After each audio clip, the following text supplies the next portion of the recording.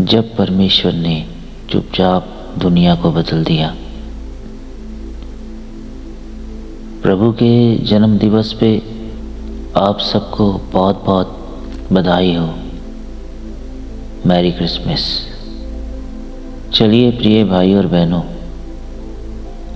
आज हम कुड़कुड़ाहट के साथ नहीं बल्कि शांति के साथ शुरुआत करते हैं। हे हमारे जीवित परमेश्वर, आज हम यहाँ किसी कहानी को सुनने नहीं परंतु सत्य से मिलने आए हैं। हमारे मन की बेचैनी अगर बढ़ जाए तो कृपया शांत करें। हमारी आत्मा के मन और हमारे आत्मिक कान को खोल दें ताकि हम सिर्फ शब्द नहीं आपकी आवाज़ सुन सकें। इस समय को पवित्र कर दें और इस स्थान को अपनी उपस्थिति से भर दें।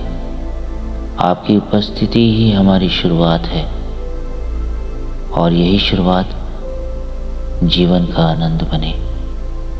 प्रभु यीशु मसीह के सामर्थी नाम में, आमीन। लोग जो अंधकार में चल रहे थे उन्होंने बड़ा प्रकाश देखा। पवित्र बाइबल में यशाया की पुस्तक अध्याय 9 वचन 2 में जो लोग अंधेरे में चल रहे थे उन्होंने बड़ा उजियाला देखा, और जो लोग घोर अंधकार से भरे हुए मृत्यु के देश में रहते थे उन पर ज्योति चमकी। अंधकार जो आंख से नहीं आत्मा से दिखता है। प्रिय भाई और बहनों, अंधकार हमेशा अंधा नहीं दिखता।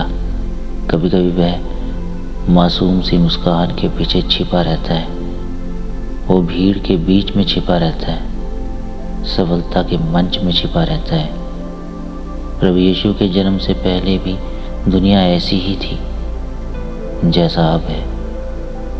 रोम शक्तिशाली था, धर्म सक्रिय था, लेकिन आत्मिक इंसान अकेला था।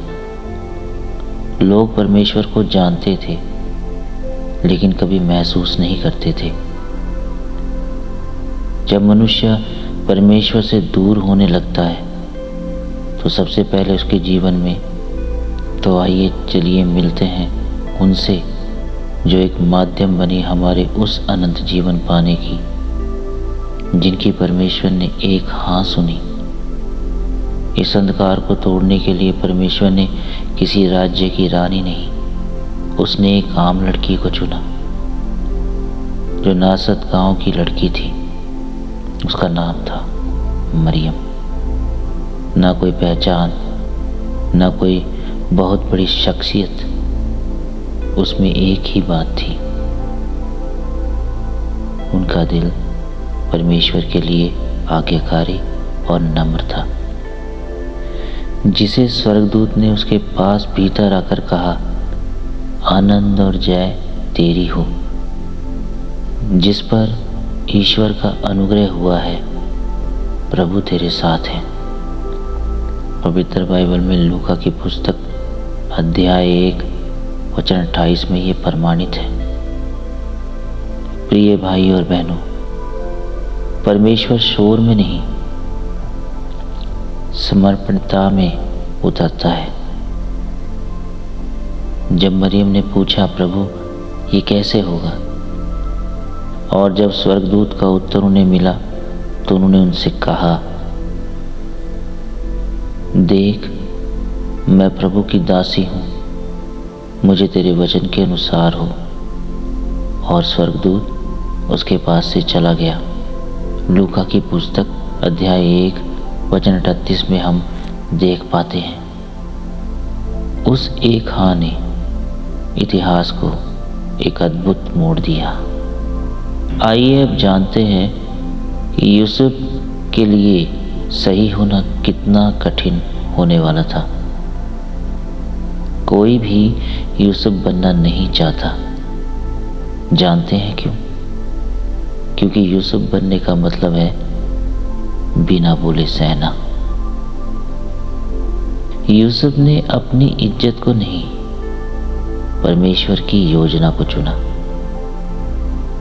जब वह इन बातों के सोच ही में था तो प्रभु का स्वर्गदूत उसे स्वप्न में दिखाई देकर कहने लगा, हे यूसुफ, दाऊद की संतान, तू अपनी पत्नी मरियम को अपने यहाँ लाने से मत डर, क्योंकि जो उसके गर्भ में है वह पवित्र आत्मा की ओर से है।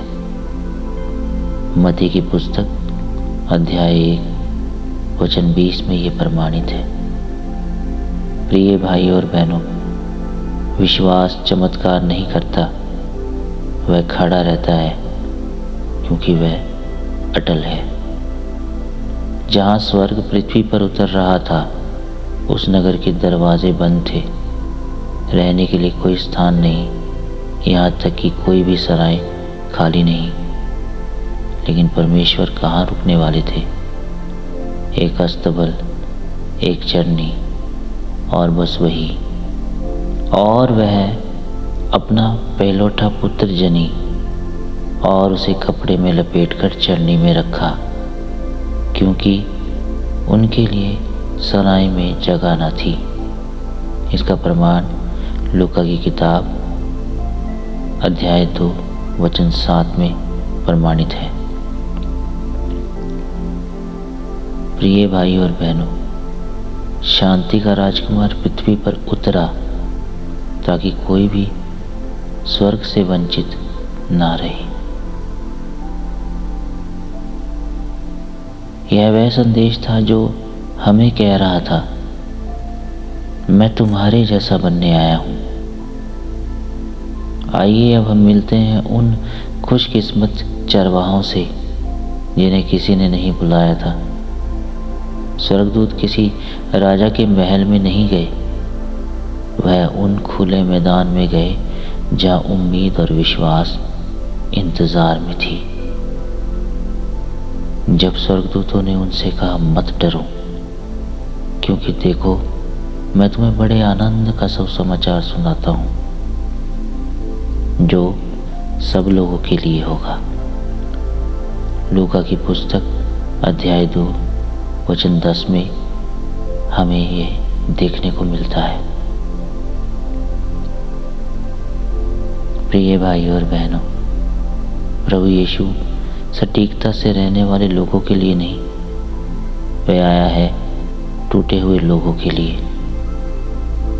प्रभु यीशु आज भी जन्म लेना चाहते हैं हर उस दिल में, उस जीवन में जिनके पास कोई रास्ता नहीं, ना ही कोई भी दरवाजा उनके लिए खुला है।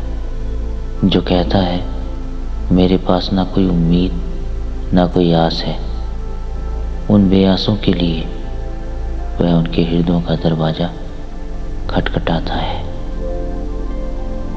देख, मैं द्वार पर खड़ा हुआ खटखटाता हूँ।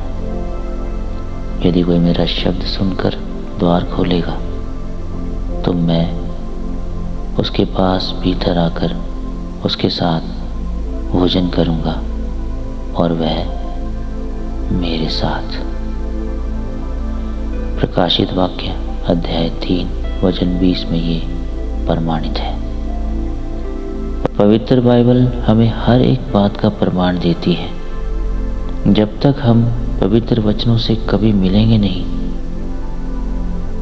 तब तक प्रभु के आनंद से भरी वाणी को समझेंगे भी नहीं, तो अपने उद्धारकर्ता को कैसे जानेंगे? आइए उसे जानने के लिए मिलकर प्रार्थना करते हैं। हे प्रभु यीशु, अगर हमारे भीतर अंधकार है तो आज अपनी ज्योति से हमें भर दे। अगर हम थके हैं तो हमें विश्राम दे। हमारे हृदय का दरवाजा आज खोल दें प्रभु। आप हमारे हृदय में और हमारे जीवन में जन्म लें और हमें भी दूसरों के लिए एक ज्योति बना दें।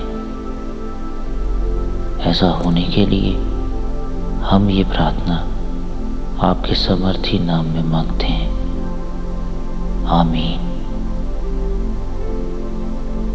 क्रिसमस कोई कहानी नहीं, यह एक निमंत्रण है।